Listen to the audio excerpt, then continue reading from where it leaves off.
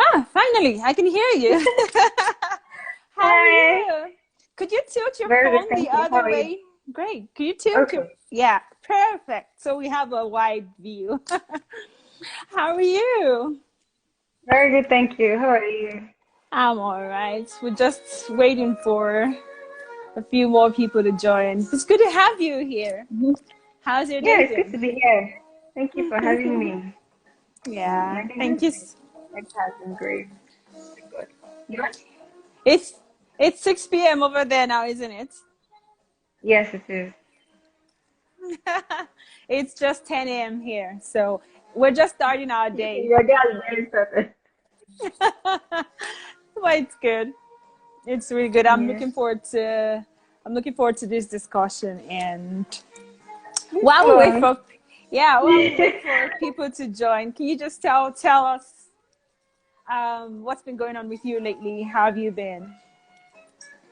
uh, I've been really good, thank you. What's been going on with me lately?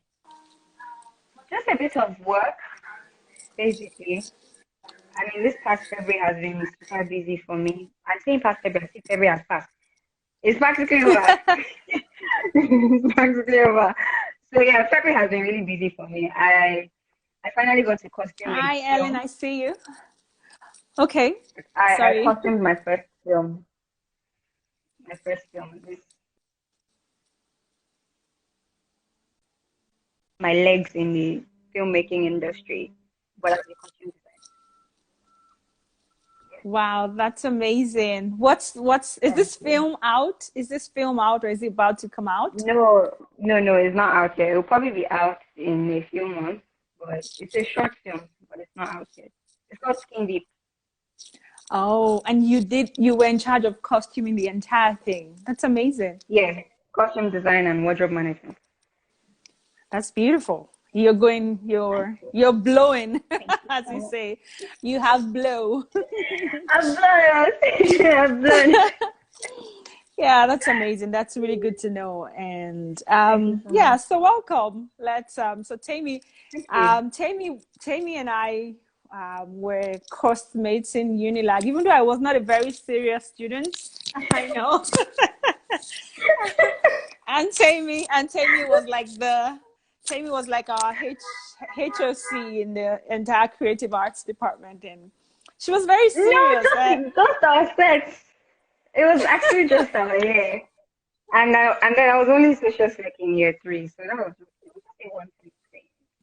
I really Yeah, sound like but president of the lag. yeah, but you were so serious, unlike me. I was so unserious, I you know. was. But I was really I don't inspired think by you your were on work. serious. Beg to differ. So yeah, meeting Tammy. Tammy's actually a twin. She has a twin sister, and you can almost not tell the difference Okay. between both of them, No, and you that's can tell something now. very. Oh, you can? Yeah, she's fatter now. She's fat. She will Interesting. beat me if she hears this, but she's not here now, so I can get you. Interesting. It's good to have you. So yeah, this whole Black History Month is has been something that's been getting me, really interested in the entire movement in mostly in being an African, and especially being an African outside Africa is amazing. It's interesting because it's as if in this side of the world, in this part of the world, being an African is so much more celebrated. Even though there are odd sides to it, there's racism and all that, but you can see Yeah, that you're being an African it's like it's more, it means more to so many people. And then you begin to wake outside up. of the continent. Yeah. And then you begin to wake up to the reality of being an African, and it's just, I mean, like I went in for a residency, a musician's residency here in Canada, and I was working with 22 other artists, and I realized how deep these people are in their culture, and how Mm. every artistic work they want to talk about most of the time has some ties to their being either Ukrainians, or to their being Russians or being Japanese. There's something Mm-hmm. about their culture that you can see in their art, and that's Yeah. something so beautiful that came out for me so strongly with all my working with artists around. And I just thought this Black History Month, I think it's time to really dig deep and celebrate what it is we are as Africans and see how, maybe leveraging on our historic richness, our rich history, our rich culture, our ancestors, our Mm-hmm. story, how we can better present our art, better share our art with the world. And that's why this whole discussion is just about talking about you as an artist, talking about you as a creative, how your being an African is reflected in your work, basically. So yeah, I would just first of all, one thing I would like you to do is what I would call the acknowledgement. Okay. Here in Canada, indigenous people are all over the world. They're in Australia, they're in Canada, they're in the US. They're like Red Indians, natives. They call them natives, like the first people who ever inhabited the land before colonization in Canada and the renaming of places. And they're called indigenous people, and these people own the land. And they are so every time you go into a meeting as an artist or as a creative, the first thing they do is acknowledgement. They acknowledge the land, basically acknowledging the firsts of the land, acknowledging the creator of the land, acknowledging the land itself, the nature. I'm telling you, it's a big deal. It's So a big deal. It sounds like a big deal. yes, it is. So from a distance, I mean, you are Nigerian, you are African, you are from a particular tribe in Africa, and you Yeah. represent a certain people. I would like for you to acknowledge your land. Tell us, introduce us to Tammy, who is probably from, you said Ekiti. Tell us about your land and just briefly let's acknowledge your land with pride so we can be a part of you right now. Okay. So one thing that really stands out about me in particular is my name. So every time I say my name, people are like, "Oh yes, your name is really cool. It sounds really cool. Where are you from?" And then I have to explain how my name is Amy Williams now, but in the past it wasn't Amy Williams. It was Amy Sokoring, Hmm. and that means a sign for all men, a quintessential, person, because I come from a long line of warriors. Wow. Yeah, yeah. So my ancestors were all warriors in Ekiti State, in Ijeru, Ekiti to be precise. And but the surname then was Oweye. The reason they changed the surname to Amisokori was because they were such good warriors that the king started calling them Amisokori, started calling our family Amisokori, so that all the other warriors can see that this is how you should aspire to be. Or these people are the perfect example of how, you know, a warrior should be. So that's how they dropped away and started bearing Amisokori up until my father's generation. And then myself and my sisters dropped the Sokoring and attached to Williams. So now we're Amy Williams. Yeah. I come from a long line of warriors, and I think it's in the blood. It's in the blood because we carry it. I carry it. I carry it. I have stories to tell back in that. I carry it. Yeah. Wow. That's beautiful. So you are from Ekiti State. You come from a long line of warriors. What was it like? Did you ever talk to your parents about war in Africa? Was war ever a thing of discussion? Did you ever get a glimpse of what it felt like in the war ages? What was it? What information did you ever get from your parents regarding that name and the scenario, how Africa war, the entire thing, Mhm. basically? Well, to be honest, not much. And everything I have said is everything I know. Because I've never been, it's sad, but I've never been to Ikiti State. So I don't even know what my village looks like. My sister has been here, so she might be able to say a few things about the tourist attraction centers there. It's a beautiful place from what I've heard other people say. But I've never been there, so I don't know much about about the culture and the people there. What I know is what I've heard from the my parents, from my dad in particular. And, all he told us was that we come from a long line of royals. His mom was a princess, we are a commoner, yada, yada, yada. A lot of other things. But he never really went into, details about how it was like during those war times, with his grandfather and a lot of them after that. He never, to be honest, I wasn't interested in even knowing about it. But now I wish I knew better. Yeah, I would have it's invested in doing that research. that's amazing. That's why I actually reached out to you, because you are young, and you are an artist, and you're beginning to dive into the movie scene, deeper into the creative scene. I see Aya Jai. Thank you for Yeah. being here. Yeah. Oh, Kyle. So yeah, I see you're young, and most of our young creatives. I mean, like, speaking to Adedeji, we'll be having Adedeji on Friday. I spoke with him once, and he said to me, he laughed at me. He said, when I asked him about some questions about Africa, because I was researching, and he was like, do you know, it's so interesting how Africans begin to discover Africa outside Africa. Yeah. And I felt so ashamed. Like, I felt It's so true. ashamed. It's But he true. was so correct. He was so right. I mean, like, I lived in Lagos all my life. I think plus 30 years. And I can't say that I explored Nigeria alone, Nigeria. let alone Africa, So, and it's Mm-hmm. such a rich history, rich culture we have. And that's why I reached out to you, because I know you're young. You might not have been so exposed to all of the African, even within Yeah. your state. And Ekiti is such I hear you have some mountains, you have Yeah. the Okay, countryside they call type it of. Okejeweshe. And then there's the waterfall, Ikogosi. Have you been there?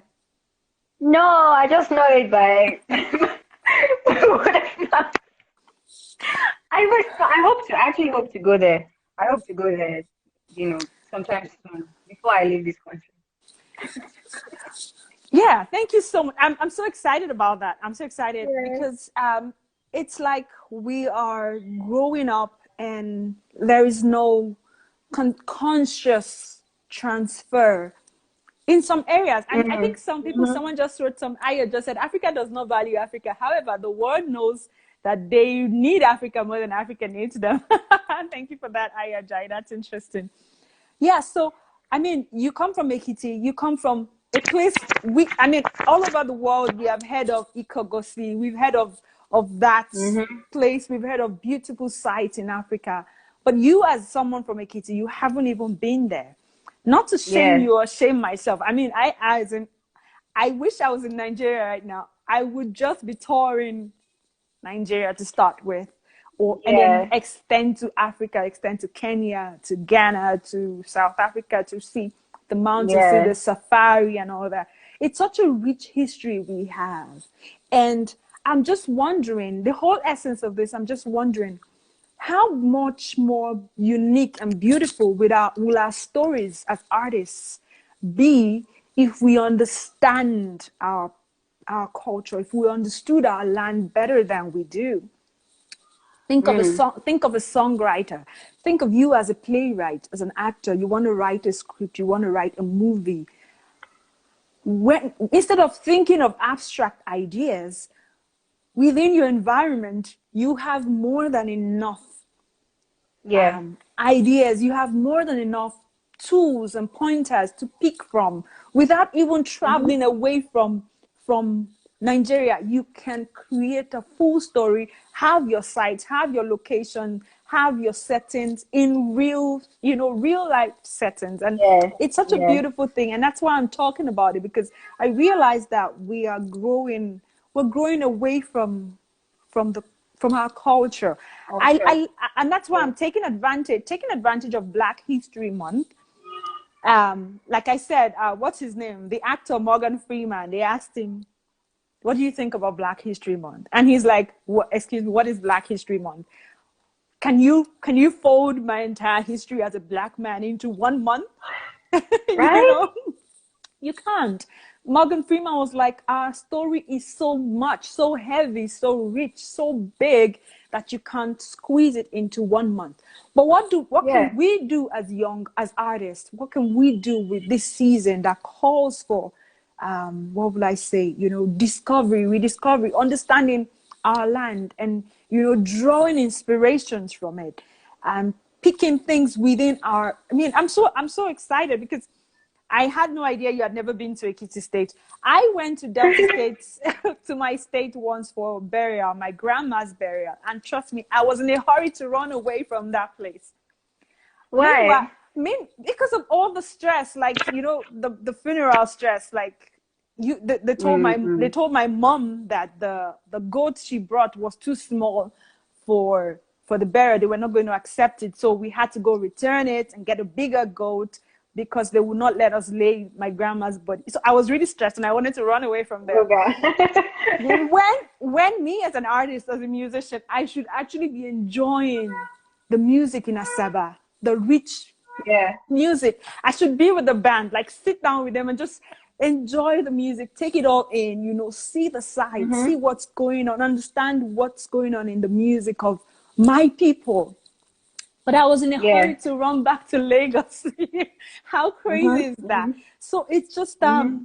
something that I want, a conversation that I think it's timely for us as artists to be able to create, because I'm hoping that most artists like me will not wait till they're outside of Nigeria to Yeah. realize how much how rich the culture of Africa is, enough to help you if you're a musician or a script writer or a playwright.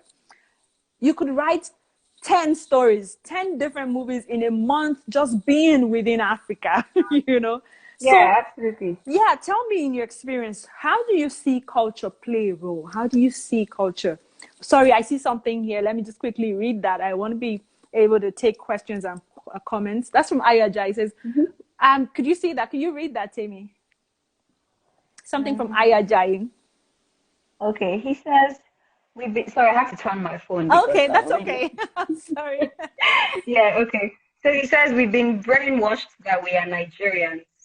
The history of Nigeria does not predate 1914, but each of the entities has a very rich history that has been with us since the medieval ages. Hmm. That is true. Before we were called Absolutely. Nigeria, there were people, there were settlers here, there were inhabitants of the land at the time. So now there's Nigeria, and now there's division of this state, that state, south side, this east, west, those kind of things.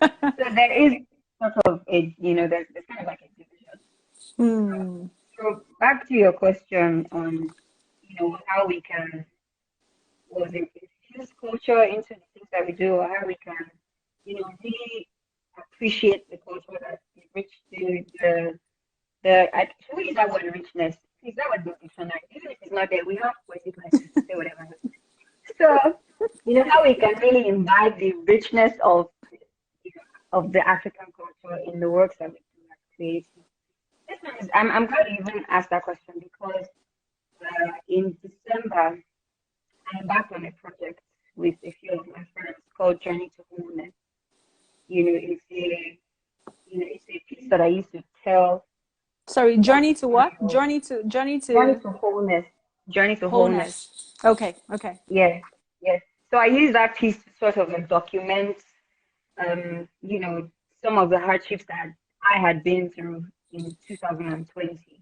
But at the same time, it also captured, how the environment and how the things that were happening all around us as Africans, as Nigerians, how they affected us as individuals. So I captured all of that in that film. But Hmm. my focal point in the film was on costume design. So you wouldn't hear somebody saying, "Oh, when this happened in Nigeria." There was no lines, no dialogue, no monologue, no nothing.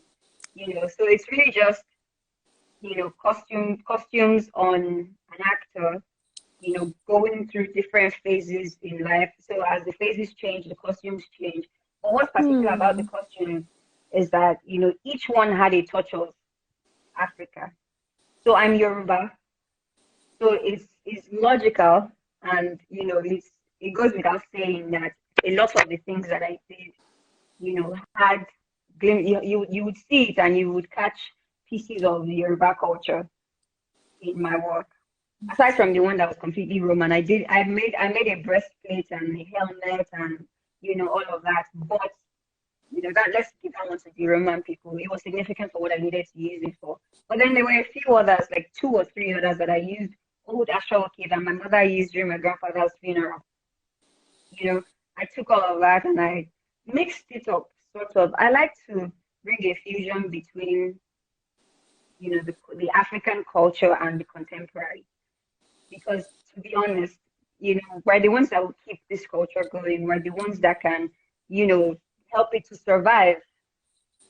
And if nobody's trying to do that, if nobody's trying to preserve culture, then it's going to die. And so that's when you find Africans or Nigerians that go abroad and they can't speak their language, or they cannot identify with their culture because they don't know anything about it. And so this is me trying to preserve the Yoruba culture. I may not know so much about being Ekiti, but I know a lot about being Yoruba. And aside from me transferring culture into my work, that is the costume design aspect of my work now, transferring culture, preserving culture through my work. I believe that a lot of other creatives are doing this. Or it's not easy for some other people in other niches, because I can say that it's not exactly easy for actors, because it's not every role you get that you can put the fact that, oh, you're African. So there's really not so much of there isn't such a big way an actor can preserve culture unless they produce their own content, unless they're writing their own stories that revolve around Africa and the history and everything, unless they're really the ones producing, writing, directing, then you can preserve culture through filmmaking as Africans. It's really important because we're the ones that can tell our story right. I was watching a documentary on YouTube yesterday. A lot of the stories that they have abroad, particularly in America, is one-sided. Their perspective of Africa is one-sided. So if you're talking about Black History Month, they're going back to slavery when the people came on their shores in chains and everything. Nobody's going back to say that these people were kings and queens in their own land before you brought them here.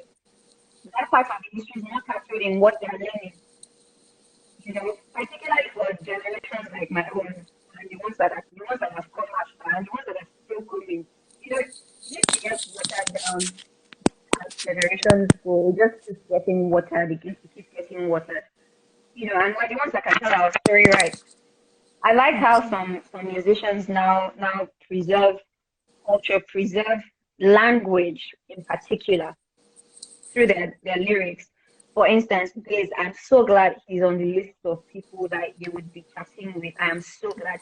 Gaze has been one of the people that I really look up to when it comes to listening to music in Yoruba, when it comes to dancing, when it comes to understanding the depth in a message that he's communicating, that he's using the language unapologetically, to be honest. So there's Gaze, there's Ima, oh my God, and then there's the cavemen. What's funny is that a lot of these people, they're not really seeing as such a big deal here in Africa. That's the problem. It has to be when they go out before they now start getting all the exposure, when they start getting all the accolades for everything that they do. And people are so fascinated by the work that they do. Why? The problem is that we don't appreciate our culture enough. We don't see it as anything, we don't see it as anything worth celebrating. You don't see it as anything worth celebrating. That's why half of the time you're not even so big to identify as Nigerian. So this is one thing that I'm even going to do now once we're done with this. I'm going to put the Nigerian flag in my bio on Instagram. Because what's funny, myself and my cousin were talking about it a while ago. People only put the Nigerian flag in their bio when they're outside the country. Yeah, because when you're outside the country and you're around. Oh no, but we do on Independence Day too, once a year. No, like in your bio, on Instagram, put the flag. You know how people when you go to the UK, when you move to the UK, you put the British flag there, or you move to America, you put the flag there. People only put the Nigerian flag. If you go on Instagram and check, statistically, 80% of the people that have Nigerian flag in their bio don't live in Nigeria. Or they were not even born here. You know, why should we wait till we go outside before we start looking for something to cling to so that we can quickly identify with one culture in particular? It's sad. My cousin said when she went to school in the US, it was so terrible. You know, the Americans will speak English, you know, the Germans will speak their language, South Africans will speak their language. They will sit in little cliques and speak their languages, you know, and then the Nigerians will gather and be speaking English. And be speaking the American accent or the British accent. And I'm just wondering, what's going on? So it really irritated my cousin because she was like, you don't have anything. And this is because they don't know the language, they can't speak it. They weren't taught. So did you see, I mean, that makes a lot of sense. Like I was telling you, it was until I moved to Canada that it's as if I woke up to Africa in Canada. And it's Yeah. it's shameful, as in, I mean, on my patriotic side, I feel like I let my culture down. But then on the flip side, like you said, people like gays are helping to preserve culture. Yeah. Two-Face will sing Two songs in Face. pidgin English. She doesn't even care what you're doing, Yes. and Oh it my makes a God. lot of sense, you know. And his music is timeless. It will last Yes, 20 years to come and it will make sense. absolutely. In those days, we used to watch movies, Yoruba movies, strictly in Yoruba. Living in Bondage was originally done in Igbo In language, you know, Igbo. and it was rich. It was so rich because all you needed to do was understand the Yeah. language. It made more sense. It had more depth. You know, Mm-hmm. so Mm-hmm. I feel a bit ashamed because, to be honest, I wasn't so exposed to my culture. Mm. I wish I was. I'm glad I'm not so old, so at least I have time You can to still learn. to drink Yeah. it all in. Because in the end, as artists, to be honest, as an artist, I mean, you don't have to. I keep saying, I mean, apart from being a Christian, you don't have to be looking outward to get inspiration. You know, looking at other artists, Yeah. looking at other works to feed yourself. Your surrounding, you know, like something the indigenous people do. That's why they're not interested in building skyscrapers. They're not interested in building modern structures. They love the Mm. land the way the land originally is. And this is the only thing, Mm-hmm. this is one thing you can achieve by just traveling to your village. Just go to the stream.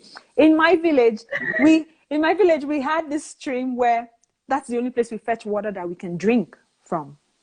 Mm. And to get to this river, to get to this stream, when you have to slide down. I mean, like, you could walk if you are strong, if you're skilled. It's made of clay, so it's not like it wasn't made. It's nature, but it's Yeah. covered in clay. So when water pours on it, it becomes really slippery, and it's steep. Mm. And so to fetch water, as in a village, when we went for my grandfather's burial in 1993, it's very steep, Wow. made of I clay. wasn't even born then. You see, Oh my my God. my beautiful experience was going to that river. It was the scariest experience, but think about what we have But in it stuck Dubai. with you. People trying to make artificial. In my village, we had that originally. I can Yeah. imagine Yeah. how a songwriter or an actor can just write a script from just that place. If you want to write a scary scene, you have it there. If you It want to fits. write a romance, if you're looking to write a romance, it's right there. If you're looking to write Yeah. about deity and gods and goddesses, it's right there. Like, for you to coming out of that place is the toughest. To get in is not a problem, but carry your water and try to come out of that place is like Yeah. hard work, you know. And I never forgot that stream. I'm going to ask my mom what's the place is called, but that's where we fetch Mm. water we drink from. And it's such a beautiful site, covered trees all over around. It can be scary, but we go in groups. And that's some Okay. history, that's some sites that if it was in Lagos, I'm sure by now they would have built something over They would it. have built something there. Sis. Some Honestly, natural inspiration for us as artists, but instead Yeah. somehow we want to listen to I want to listen to these artists to get inspiration. I want to watch this Yes, movie yes, to see what they did to create. When within our space, within our culture, within our yes. soil, you have a lot of. I was telling you yesterday. I'm going to ask you next. What is that ritual that you as a Kitty people do? And have you seen any ritual in maybe any work that you've done as an artist, even in school, maybe as in creating a script, any ritual? Like in the East, it's kola nut. Kola nut Yeah. is a standard ritual. Like you can't go into someone's house and not take kola nut. The host will always they Okay. break the kola nut. If the kola nut has 2 lines, they say it's bad omen. They don't take it. If the kola nut has 3 lines, like three Wow. strings, it's good omen. 4 strings. If he has just one, I mean, it's bad luck. So that's why the issue of twins in Africa was a big deal. So once he has two, it's not Because good I omen. wasn't born back then. Cola nuts is something my mom can chew for ages. She won't get tired of it because of how much it was a big deal. And these are Mm-hmm. cultures even in our music. I see that in some music videos. You see some Igbo artists like the Yeah, what's his name? yeah. There's this guy who does rap in the Flavor. East. It's not Flavor. Flavor does singing. The guy that does rap, I can't remember his name. They will break cola nuts, to in some videos. Flavor did Ada Ada, a wedding scene in that song. Yeah, wedding thing. You could see the African tradition. Do you know that song made so much history? I mean, that was my the song we danced to at my wedding because there was so much. Watch the video. You see a lot of Igbo culture in that. As an Mm-hmm, artist, mm-hmm. he didn't have to go to Lagos or to London to shoot Yeah, that to go movie. and look for You inspiration. just need to attend a local wedding in your village, and you just recreate it. Use modern Yeah, technology and I can't tell how much he made from that or how many gigs he got from creating something so original. So tell me about a yeah. ritual that you And know that about. song, sorry, that song has become a, it has become one of the most important songs for an Igbo person to have at their wedding. Every time the bride is dancing out, it's da da da. I can't forget. African Magic, they overuse that song for every Igbo wedding. Every Igbo wedding, they use that song. And it's important. That's how you know Yeah. that something is timeless. You know how Yes. many years ago he used it, but they'll still use it. If somebody's getting married tomorrow, they'll still use that song. Because of the traces of culture, the traces of Yeah. originality. And Adedeji is Yeah. here. Hi, Adedeji. He's the one who I was speaking with the other day, and he said to me, it's amazing. It's interesting how Africans find Africa outside Africa when I had a chat with him. Yeah. We'll be talking on Friday. Welcome, Adedeji. Yeah, so tell me about Hi. a ritual. You are from Ekiti State. Tell me about a ritual you know about that you practice as an African that your parents probably still do or you still witness, and how these Mm, things are reflected in your art as an actor or as a screenwriter, as a a creative. yeah. Well, to be honest, I'm not sure if they have. I mean, I'm sure they have rituals that they do, but when it comes to things like Kolanos, I'm not sure if they have things like that they do in particular. And I tried to ask my mom because I couldn't think of any off the top of my head. Like I said, never been to Ekiti. My parents never really exhibited any, oh, this is what they do in our village. Let's carry some kind of mentality, you know. And I asked my mom about a few things, and she couldn't say any off the top of her head. The one thing I remember is that every time, a woman has to appeal to her husband, or if you want to beg someone, there's this kind of begging that they do that makes it so different. You almost can't say no if somebody does that thing to you. So as opposed to kneeling down and putting your hands together like this to beg someone, it's like when you want to show you want to show complete respect and you're really appealing to this person's eleda. You know what eleda means? No, Like the person's explain. creator. Okay, so in Nigeria or in Yoruba culture, if people say you're eleda, it's deeper than them saying, oh, please, I want to just beg you. If they say I want to beg your eleda, they'll say it in Yoruba. If they say let me just beg your eleda, it's bigger. It's like let me beg the God that created you, let me beg your spirit and your soul, let me beg your destiny, you know. this is something that they do. Like, I thought they do it in other states. So if you want to beg or you want to really plead with someone, you would cross your fingers like this, and you bring it out. And it's almost painful for some people that can't do it. I watched my mom struggle with it when I was like 7 and kept doing like, really working out. But yeah, that's one. But people don't really do that. People hardly even do that anymore. I don't think I've ever seen anybody do it, except maybe they're doing it for fun, to be honest. You've But never one seen it thing in a that is film. particular. Oh, I see it in films. Oh, I see it in films a lot, particularly local Yoruba films.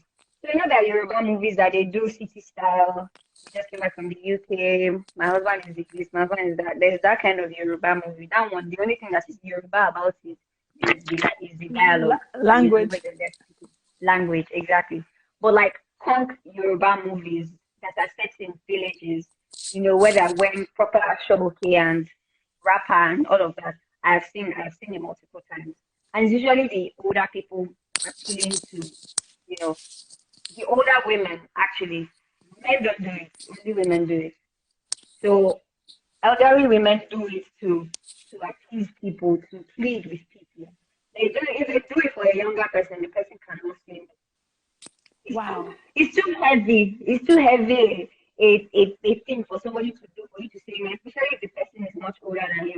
You don't have respect if an elderly woman don't. Wow. And That's you don't. amazing. No, no. That's But I mean, that's amazing. particular. That's only particular to a few states in the Yoruba tribe. Ekiti and a few others. I think Ondo and a few other ones. But one thing that is constant, if you are Yoruba, whether you are from Ekiti State or you are from, Lagos, because Lagos is even a Yoruba state. Hmm. True. Whichever Yoruba state you are from, kneeling down is a must. This 21st century something has come and scatter it has come to scatter it for us, It's no longer a sign of respect. King Kong, you don't always have to kneel down. It's a lie. The day I show up to, for instance, my grandmother's place, and I don't kneel down to greet her, oh my goodness. Nobody wants to hear, but people don't do that again. If I just bend and if I just squat small, I'm already kneeling down to greet you now. It's not the It's a same. lie. It's not the same as your two knees hitting the ground. Mm. Not the same at all. But these days, we don't always feel the need to kneel down completely. The day I did it, I went back to the university to see some of our lecturers. I wanted to collect my certificate. So I went to say hi to some of the lecturers there, and I saw Dr. Demakinwa. He's an elderly man. I'm not sure how old he Is is, that but I know Unilag? he's almost 50. Yeah, department creative at the University of Lagos, our department. And I knelt down with my two knees, and he was like, "Yeah, wait, kill seven. I didn't kill seven, mom. Let me Wow. interpret." He was like, what happened? People don't do this anymore. And I was like, he was like, what possessed you to kneel down? I said, I don't know. I just said I should greet you. And honestly speaking, it's like I go around kneeling down every day I see people. Yeah, but there are certain But I people. don't. There are certain people that take exception. Even if you don't feel like simple morals will tell you that okay, this person is beyond your squatting Yeah, or you it's bending a squat kneeling small down and thing. stand back up. This one is a to the ground thing. Yeah, Let me see. you Sorry, have I to. see a chat here. Yeah. Yeah, oh no, that's my husband. It's important that we use Oh, our art hello.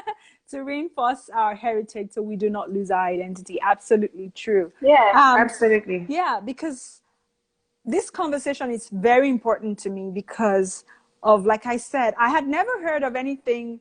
Um, I'd never heard of the term Black History Month until I got to Canada. In Nigeria, we used to Mm. have what they call the Black Heritage Festival. I remember my friend Phoebe, the saxophonist. She performed one time. She told me she was going for a Black Heritage festival performance. That was the only time I heard of Black Heritage, and I never really looked into it. Mm. Okay, what is Black Heritage or anything? I'm gonna even ask her later on if that festival still holds Mm-hmm. in Lagos. But moving to Canada and hearing so much about Black History Month, as you know, or probably as you have read, Black History Month is basically a month, February. This was created by a Harvard student.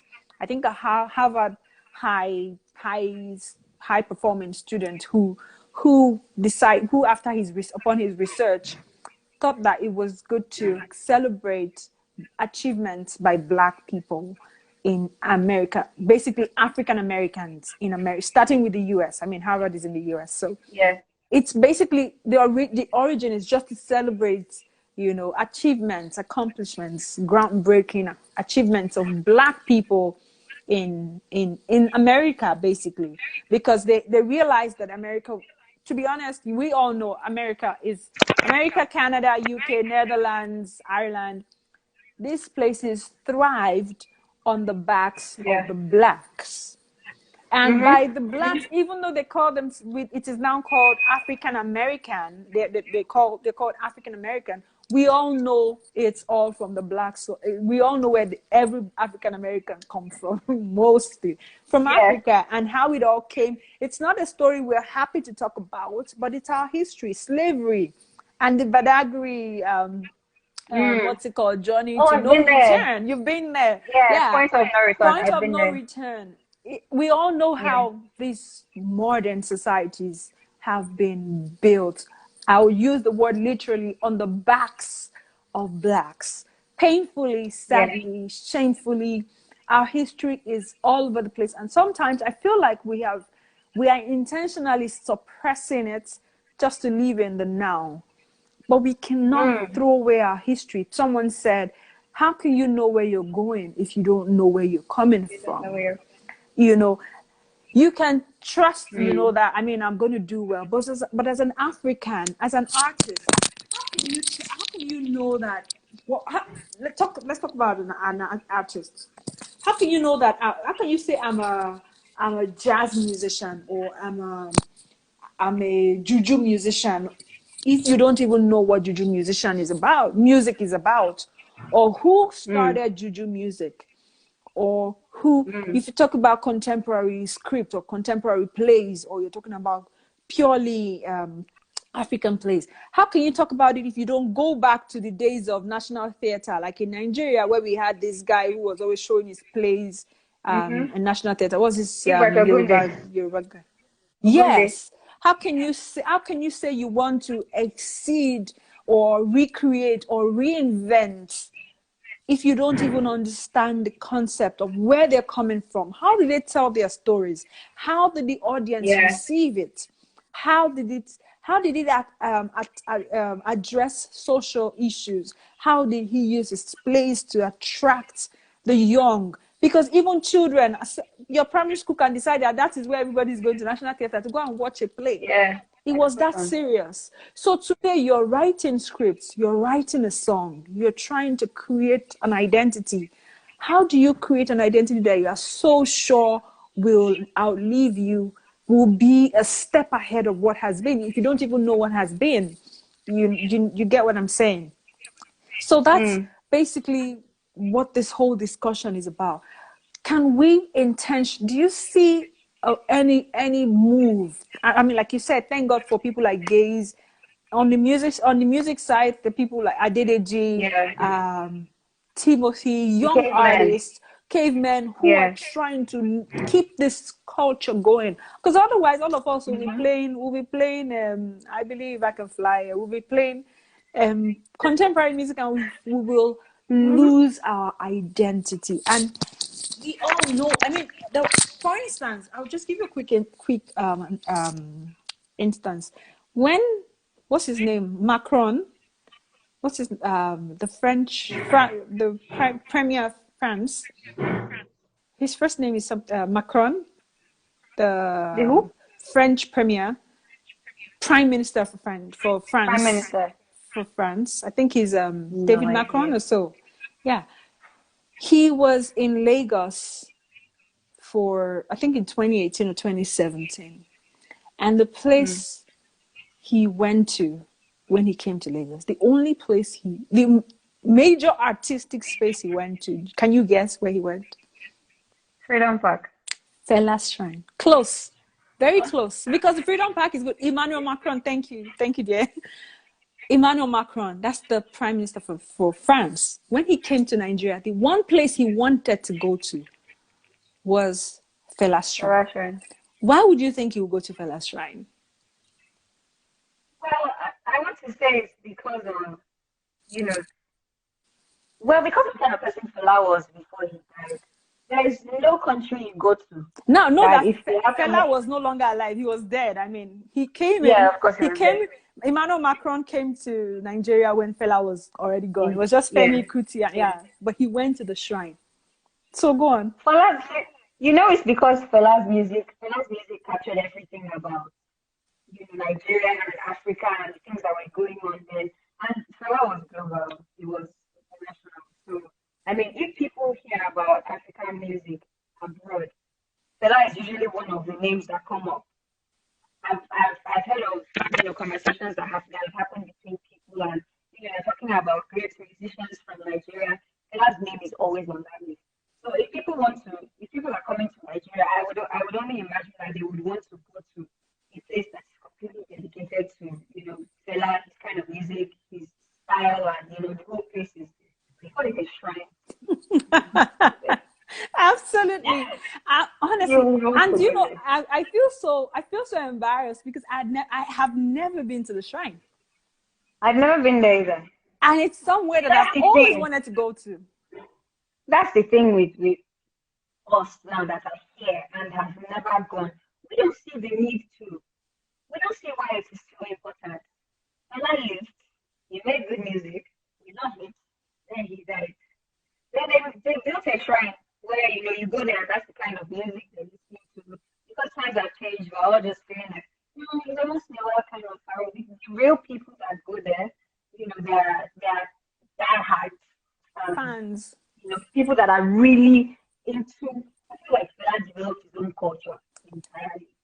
He drew from the Yoruba culture, but I feel that the way he molded it in such a way that that people, for instance, people walk around with just Ankara trousers that are not reaching the ground, that are pencil, and bushes. And you walk around and they say, look at this, I'm trying to be like Fela. I feel like that's culture for him. There's no way you see, if there's, for instance, we did a lot of performances in like every time we have to do practicals, and girls would have to wear, every time, female dancers had to perform and they would wear shredded Ankara skirts. That's Fela style. They say, Fela dancers. It is Fela.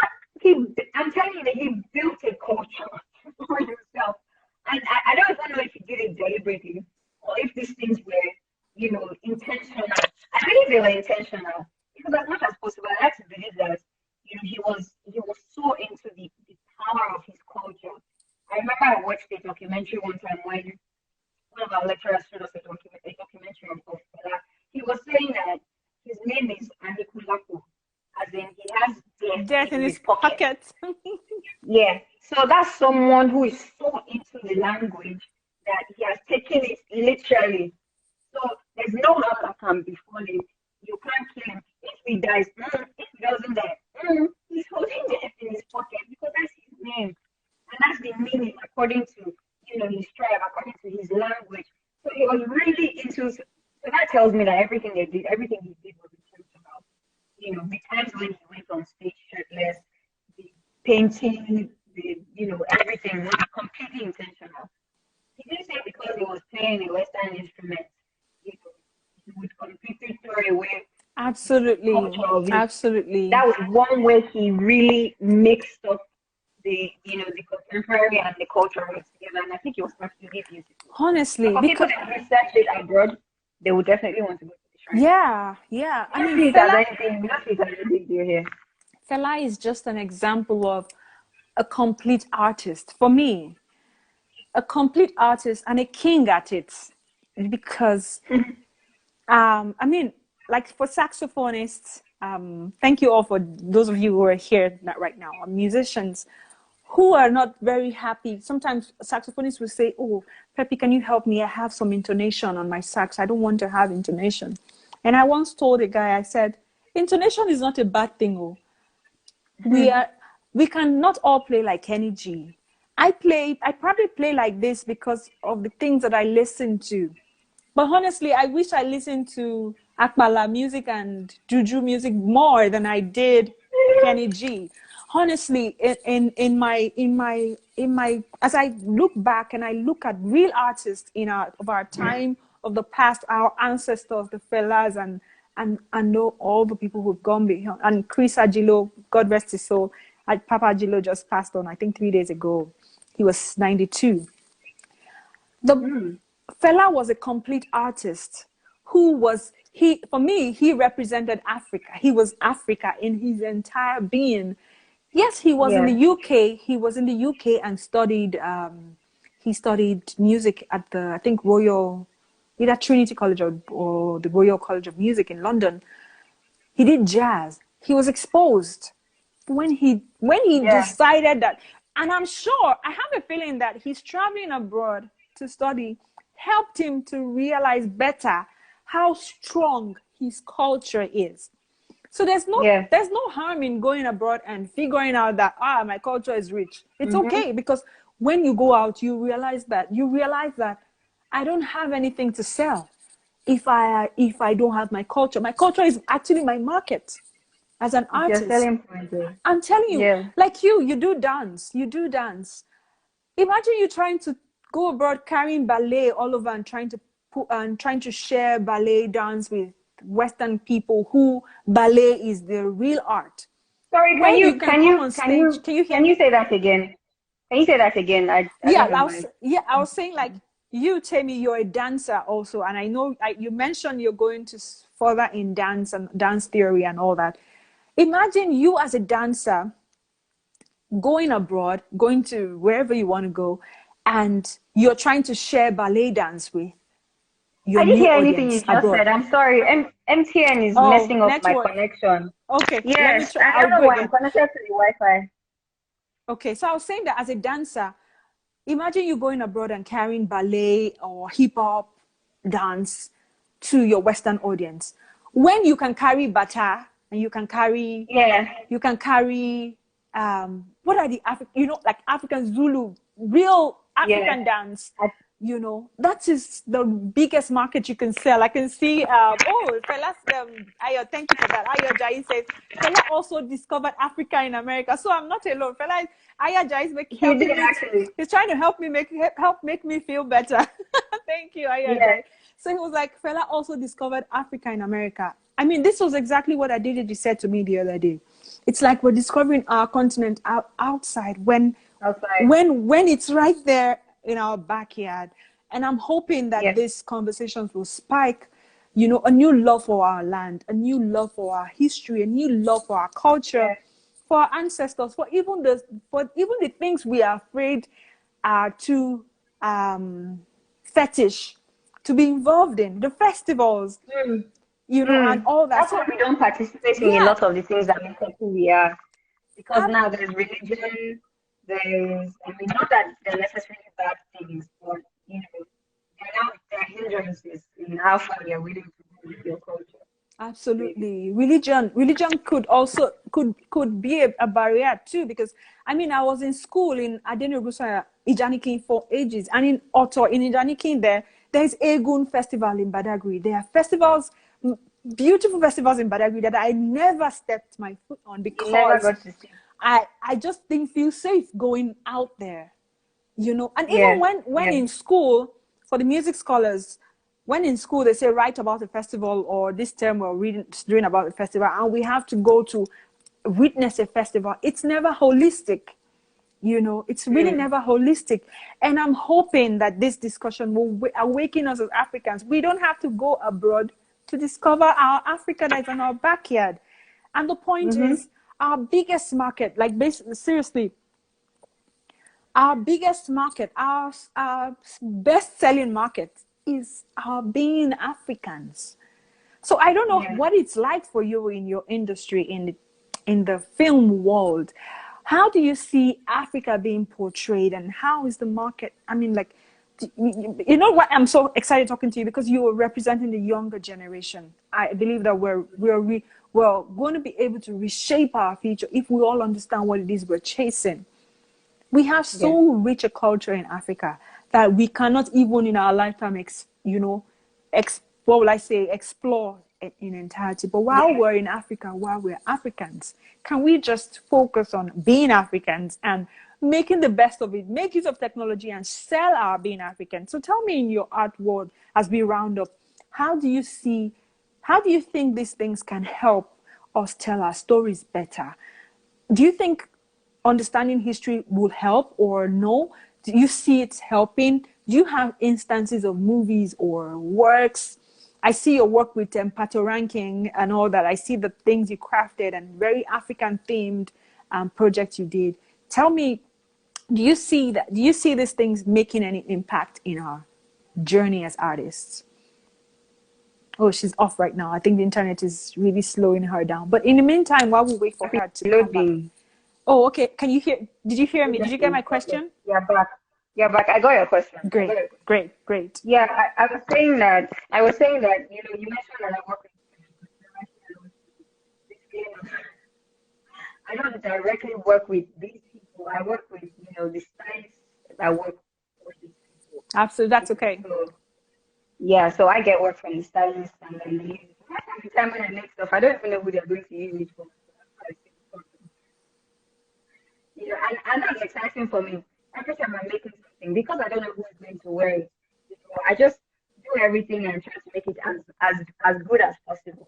So I put in 110% of myself into every single thing that I do. And I'm really striving for, the time when people will see my work and I don't have to tell them that I'm the one that made it. They will look at it and say, this looks like something who made it. I'm hoping to get there soon. So as for your question, how we can you make it happen, please? Okay, yeah. So, So, yeah, I see my sister Joanne and Eric and Deja. I know. Thank you all for being here. It's so good to have you. And Timmy, OJ, thank you all for being here. It's so oh, hi, amazing. Timmy. So this is we're rounding off, and I'm just asking Tammy.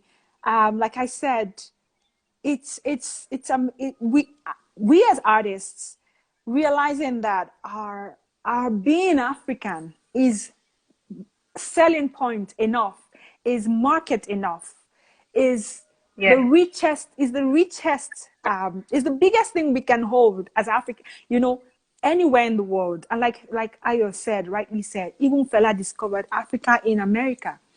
But by the time he will be coming back because of an understanding of who he is, it's like saying, do you know who I am? And I'm African. yeah, I come from the land of the safaris. I come from the land of the Ikogosi and the rivers and the waterfalls. I come from a land that is rich in culture, rich in soil, rich yeah, in the greens. When you talk about diversity, we're so rich in this. And then being able to reinvent ourselves. And so I'm just asking Tammy, do you see like you're in the film industry, you're in the theater industry? Tammy and I finished from Unilag, and she's very crazy about theater and every aspect of costume, everything I theater. That's have. what Unilag Yeah. does to them. So I was just asking her, do you see instances in your industry of intentional usage of our Africanness, if there's anything like that? Do you see intentional usage, not just to promote the movie, just to get likes or get views, but do you see Mm-hmm. intentional moves in the industry to even like from the education? My sister was telling me, Joanne Aliko, telling me she works with a British school, of how the schools are intentional. But I mean, that's another British school. You can see that. Yeah, So they celebrate Black History yeah, Month and dedicated to dance, play, everything, and it's so African. But I'm just wondering, do you see any intentional move in the industry, from the school system to the movie industry, any intentional moves to keep Africa at the fore, to use resources that are so African, that make us African, to push our art further? And do you see these things working? Do you see it changing our narrative, changing our young perspective, so that people in the near future, like I'm sorry to expose Tammy again, but she already said it herself. She has never been to a kitty state. where she comes from. Do you see any intentional moves to help us apart from it? Let's not even go into the tourism industry. But Yeah. they are doing well, trying to ensure get people to visit this place. But do you see in your industry, do you see intentional moves to make Africa resound so that the young people will begin to celebrate who they are because they actually know, not just because they know. Yeah. Yeah, okay, so I feel that there's so much more that we can still do, but to commend has already been, what they've already started doing, I would say that for the film industry now, so there's multi-choice talent factory, where they throw it open and ask people to apply to attend the talent factory. So that they're grooming directors, they're grooming, camera operators, they're grooming screenplay writers, all those kind of things. But what I really like in particular is that they target, particularly the writers, they target indigenous stories, they target things that are particular to culture, they target, things that are region specific. So a lot of the things that they produce from the talent factory are always, so full of culture. And I think that that's intentional. That's intentional because they're, using that as a way to sort of preserve culture, and sustain, just basically sustain culture. That's one thing I I'm just sorry, feel I'm laughing. I'm sorry, I'm laughing. Somebody just said something to you. I think you should read it. I don't want to read it for you. Ayajayi just sent you something. I don't see it. He I don't says, see it coming. Atemi, my Ekiti sister. So I will be driving you to Ekiti myself soon. Since you haven't been to Ekiti State, your state, he's going to drive you to Ekiti. And hi, Talking Fingers. I'm happy to go. I'm very happy to follow you. I'm happy to follow you. That's one other thing that we can be intentional about. Parents need to be intentional about taking their children, to see where they're from, to understand important parts of their culture. My parents didn't do that. And I'll say it's because, and when I asked my dad why he wasn't taking us to the city, my dad would say stuff like, there are too many witches and wizards. I'm not even joking. So I grew up with that mentality that I think it's full of witches and wizards, so I don't want to go. My dad was like, if it is taking us to the village, it better be because somebody there died and they want to go and put there. Not that we'll just carry our own 2 legs. They're not looking for us to go. We don't want to go and show our faces there. So when we get there, one witch from our compound will say, so you think I don't It's interesting. I mean, this is really strong. This is really strong. Thank you. Well, that's how it is. That's how it is in almost for almost every family. A lot of My families parents don't they go. haven't taken their children to the village. That's primarily the reason. They don't want people to be looking at them. Witchcraft, They witches don't and expose wizards. themselves to witches and wizards. Hmm. In my adulthood now, if I get the opportunity, the time, and the money, I would just take myself and a few of it and a few of my friends. Let's go on a road trip. Thank you. Let's just go and bask in the beauty of my space that I've never been to. As we round up, I would also be able to say something to my children about it. yeah. God forbid that I might not be able to pass something down to them aside from the language. Thank God I understand them and speak the language. Yeah, let me just take this Nguinambai official, my friend. Thank you. That's another saxophone. So that's totally right. Our African cultures are so diverse and so rich. We're just lacking platforms and the strong belief that we have something to sell. Yeah, that's so strong. Thank you. And Akinwumi, Talking Fingers, so good to have you. Tenyola, my little niece, I love you. It's amazing how strong, because even as Christians and the fact that we fear witchcraft and all, we need to find a way. There has to be a way to be involved in our culture. And that's why I was so happy when I heard this song by Gaze. We can't say we're trying to shape our future or shape the future, and you don't want to be part of everything that's happening around you. You don't want to be part of culture. Is You it the don't new one? Talkam, yes, Talkam by Gaze. Talkam, yes. You don't want to be I part need of. it. You don't want to be part of the change, So you can't say, I'm looking to see, because I want my kids to be able to go to my village. Like, I want to take them to the stream that I went to that slopes down.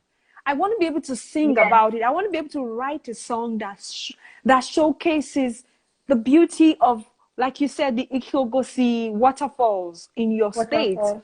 Not just Yes. because it's a fine place, but there's a story behind it. There's a story there. There So is. many things And I must think have it's not just a happened story. there. Yeah, there might be so many stories and things that have happened. Their love stories, the way there are histories that we're letting go or we're losing Yes. because Yes. we're not getting involved in our culture. What is more sellable? I mean, why do you think Davido is selling as an artist? Why do you think? Not because he speaks so much to culture, just the fact that he uses language. Yes. What's his name? There's this rap guy that came, Olamide. Why do you think people were so in love with Oh, Olamide? It's everybody because, wants to be able to identify yeah, with someone or with with something. And something. that's why Yes. Fela will always remain a king in our hearts, because beyond Mm-hmm. just language, to costumes, to the sound, to the music, the instruments, like if you hear his percussion section, it's as if he himself is acting on stage. His personality was so rich because of the presence, the involvement of culture, and that's so beautiful. And if we don't take anything away from it, it's that we need to be intentional about being Africans, because being Yeah. African is something that is so big and respected everywhere in the world. You can't, like I was telling you, you can't go and say you want to sell ballet in Norway. You want to say No, if I say gos I want to go and sell ballet in France, not make any exactly. sense. But say you're selling bata, yes, bata. Yes. I'm not sure how it's pronounced. Or you're selling Butter, a butter. Tilogu dance, or you're selling, Yes. just wear it. It's such a beautiful culture that I'm hoping we don't wait till we get abroad to now Mm-hmm. realize, oh, I wish that's where I am right now. And Yeah. that's why this conversation is so important for me, because I just want to be able to hear people's perspective and hopefully drive for change, that even young and old Yes. will be involved in our culture, be involved in our art. When you write, be intentional about who you are. But how Mm-hmm. can you be Mm-hmm. intentional? How can you create unique art if you don't even know If you don't know it. who you are? And that's why when we started, I told you to we'll do some like acknowledgement, acknowledging your Yeah. land. You come from a lineage of warriors. You said that. Knowing that Yes. it makes you feel different. In this part of the world, it makes people proud. It It makes me proud of. makes people feel different about themselves. Like, I come from a lineage of warriors. Like, I am of a, what they call ancestry now. People are trying to trace Yes. their ancestry all over the world. People are Mm-hmm. taking pride in, oh, I'm actually royalty. My grandfather was a king, and so I'm a princess.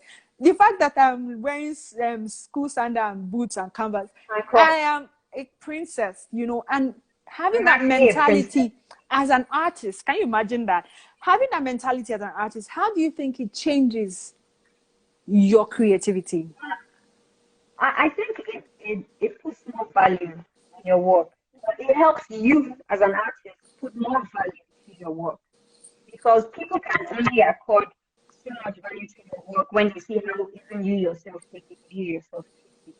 So if you're not, if you're not so, if you're not, what's the English I'm looking for now? If you don't carry your work with as much weight as you should, if you don't present yourself and your art and your craft, with as much dignity as you should, then the people aren't going to see it as anything to write home about either.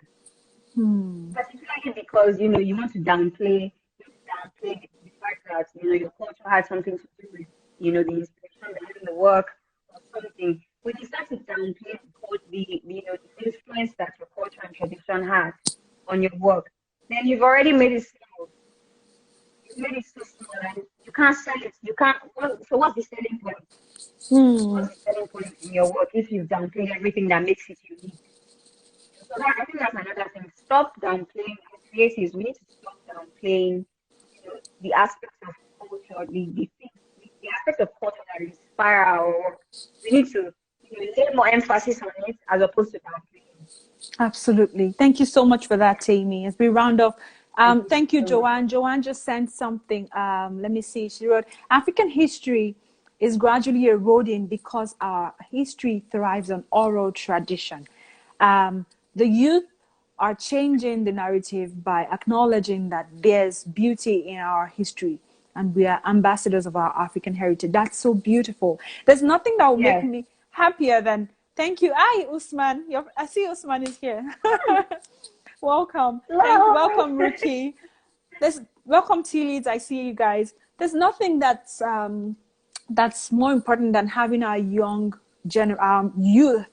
carry on this understanding with pride. Mhm. And don't feel like Mhm. when you can speak for now, it makes you better, or when you can speak for now, you are much. Our history, our culture, our person as Africans, Yes. God doesn't make mistake.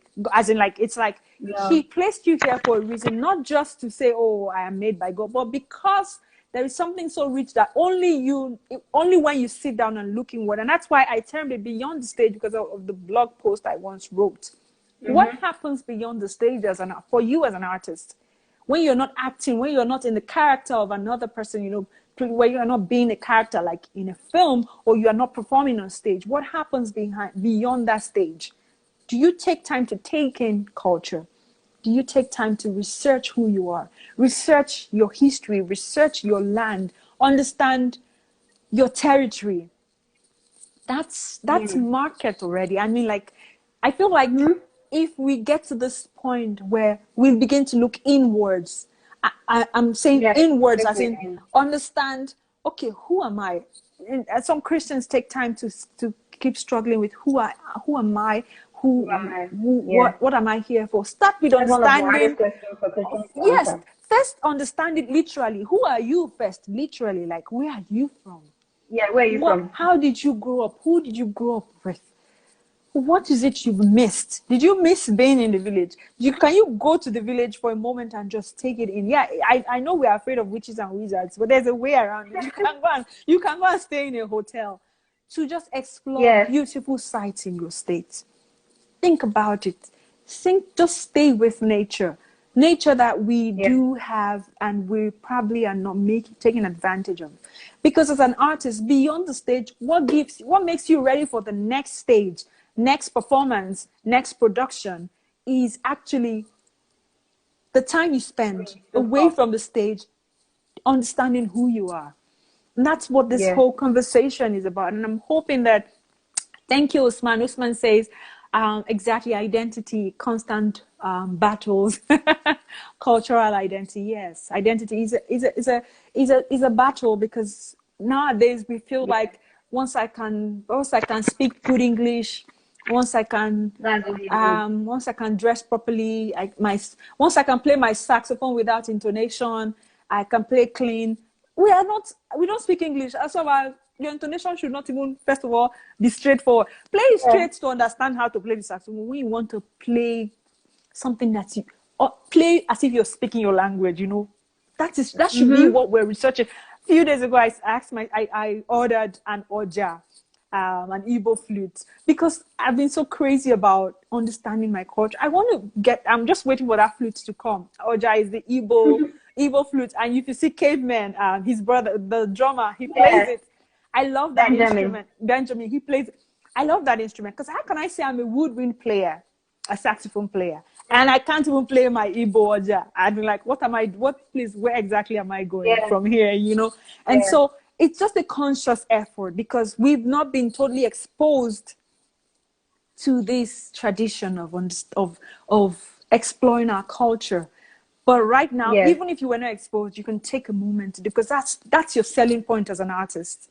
That's my point. Yeah. It's That's never too the late. whole essence of it. That's the whole essence. So tell me, do you have any final words? Do you want to share something? I know that I mean, I'm so proud of you. I'm so proud of your work. I know you say you don't work directly with Pato Ranking, but I'm just happy to see your work on people who Pato Ranking too. He's crazy about culture, so obviously I can Yeah. understand why they Yeah. are doing that. So Yeah. I'm just happy to see your work. What have you been up to? How are you? Are you Thank you. intentionally involved? Of course, your work reflects culture. Is that intentional or Yeah. just by chance? No, it's very intentional. It's incredibly intentional.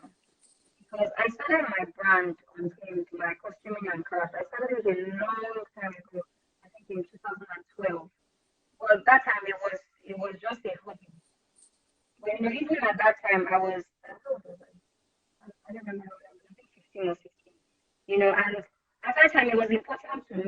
important for me to always infuse, African fabric into anything I'm doing. And, so if I started then with infusing Ankara into what I was doing, and over the years it has evolved to now, going beyond, excuse me, trying to infuse Ankara into my work. I'm now using agbalumo seed. I'm using agbalumo seed on some of my costume pieces now. Just because what they call agbalumo, I think, is African star fruit. That's the English name. Cherry. Is that not cherry? Grow? Cherry. That's what they call cherry. Yeah. Where else does it grow? Not here. Are you kidding me? Where else for Nigeria? I don't know where else it grows. But I've never heard of anybody in America saying that they bought agbalumo. So just because that's something that you can't say agbalumo anywhere in this Nigeria, and everybody knows what it is. It's something that is ours. Absolutely. I don't know. That's what makes me really happy. It's ours, and so I like to find ways to preserve these things. Pistachios, I'm not really sure what pistachios are from, but I like to keep things that that look like, I don't know. I feel like between myself and my auntie, I think that craft people are just disturbed, or God created them in a separate place. Because I would eat pistachios, and rather than throw the shells away, I would keep it. I made an entire piece out of pistachio shells, and I infused agbalumo seeds into one of the pieces I used for Journey to Wholeness. Thank God Osman is here. He shot Journey to Wholeness for me, and we shot it at a monumental place in this Lagos. That was intentional. We shot it at the National Theatre. That was intentional. I keep saying this thing now, particularly because of the times that we're in. People, creatives, need to be intentional about the kind of content they put out, about the things they put into their content. So if you're going to put someone there standing in all black, there better be a reason for that. If you're going to shoot at National Theatre, there better be a reason for that, and not just because the world is fine. Because there is a National Theatre is beautiful. Everybody likes to go there. Everybody likes to shoot. But I want to use, something that people can easily identify with. Yes, I want to do something that, if it's showing in the UK, Nigerians that live there say, "Oh, that's the National Theatre," and they'll feel like they're connected to it, somehow, just because. So it's really everything that we're doing these days now has to be intentional. So I'm incredibly intentional about my choice of music, the kind of instruments that I use, and I'm incredibly intentional. That's beautiful. About these things. That's beautiful. Thank you so much for that. Mendo just said your audio wasn't too clear, so I'm just going to recap what she said. And Rookie just said yes, agbalumo only grows in Nigeria. So yeah, she's just saying Nigeria. Thank you so much, Mendo. So she was saying. We're just talking about being, as artists, being intentional about reflecting our culture, reflecting pieces of our culture. I mean, you can't say you're shooting every video and you're wearing Ankara all the time, or you're wearing Ashoke all the time. It can't be all the time. We're modern, so there are even modern ways to infuse our culture in our work, without over pronouncing it, but in a beautiful and a creative way. There's this saying that our story plus our creativity makes for the best art.